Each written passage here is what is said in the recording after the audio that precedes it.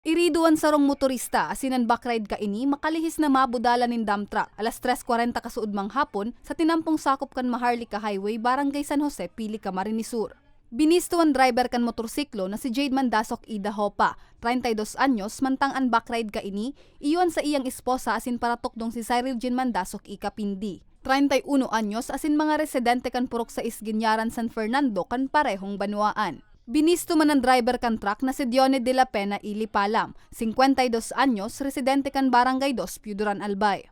Sa investigasyon, gikan sa San Fernando, pasiringan mga biktima sa DepEd Division Office. Alagad pag-abot sa lugar kan insidente, puminundo sa center lane ang motorsiklo. Jess Metro antes sa center lane, nakapag-signal light na ang biktima. Alagad sa langkaw kan dump truck, daisubuot na reparo kan driver ang mga biktima na nauli sa diskwido.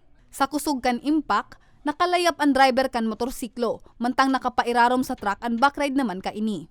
Ang nangyari po kasi doon, yung malit doon siya, yung motorcyclist, huminto po yung motorsiklo sa center lane. Tapos ito pong truck traveling in the same direction. Nakasunod po ito sa sa truck. Ngayon po, medyo mataas kasi ito dump truck.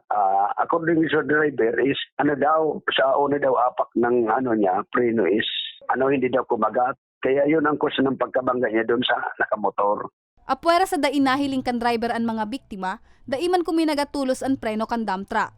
Tulos na ipigdara sa Bicol Medical Center ang mga biktima na nagsapo nin bari sa hawak asin padagos pang pigtratartar. Dito, tapos yung tumawag sa atin yung pamilya noon, tapos yung may-ari ng sasakyan. Hindi naman daw po pinapabayaan ng may-ari ng truck yung biktima. Okay naman po sila, nag-uusap naman sila.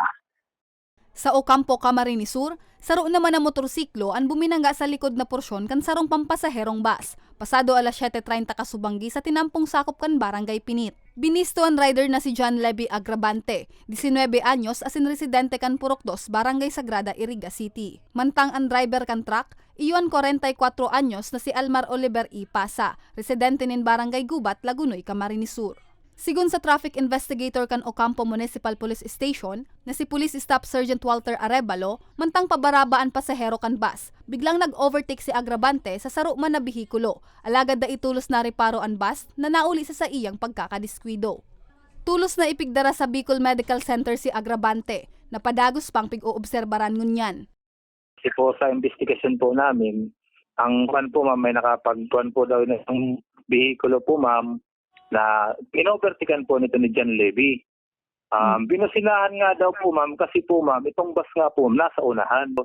Binusinahan po nitong bihikulo na to po ma'am si John Levy para tumigil po ma'am. Ang sinabi naman po dun po ma'am, base sa pagtatanong po namin, baka po ma'am naidlip itong si John Levy kasi di po natin alam kung pagod po sa trabaho or ito po ma'am ay na saan man pong galing na malayong lugar.